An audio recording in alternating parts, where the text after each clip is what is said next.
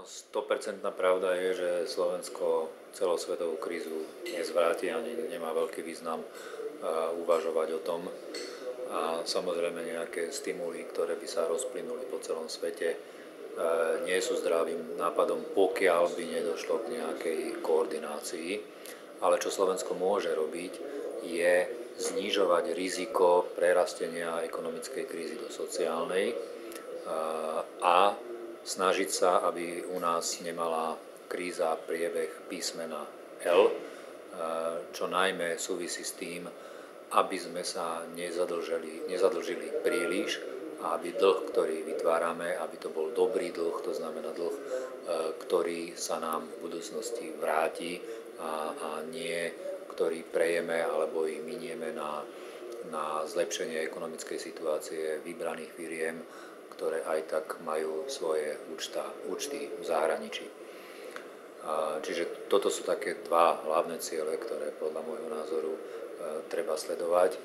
A k tomu samozrejme treba lepší, presnejší a aktuálnejší monitoring, aby sa nám nestávalo, že napríklad v tej sociálnej situácii zomierajú dokonca ľudia v kvázi domovoch dôchodcov a verejnosť sa to dozvie s oneskorením až z médií a štát ten monitoring nemá.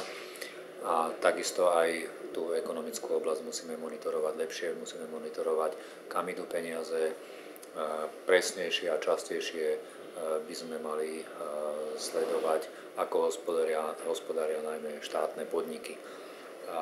Čiže až ten monitoring bude lepší, a potom s tými informáciami môžeme urobiť veľa vecí.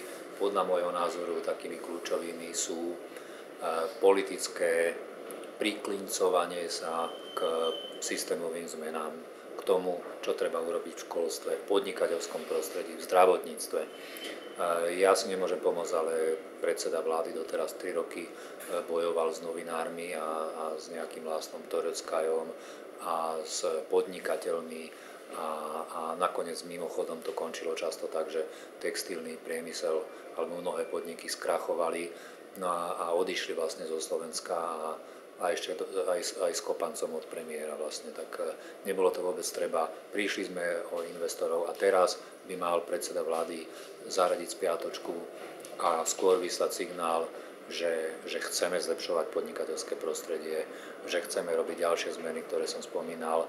Je to dôležité preto, aby sme vyslali signál nielen do zahraničia, ale aj domácim investorom, že Slovensko je krajina, kde sa oplatí investovať. A to dá samozrejme prácu mnohým ľuďom na Slovensku. Čiže zastaviť aj ten odchod zahraničných investorov, ale aj nechuť domácich investorov investovať ďalej. To by som povedal, že sú také hlavné veci.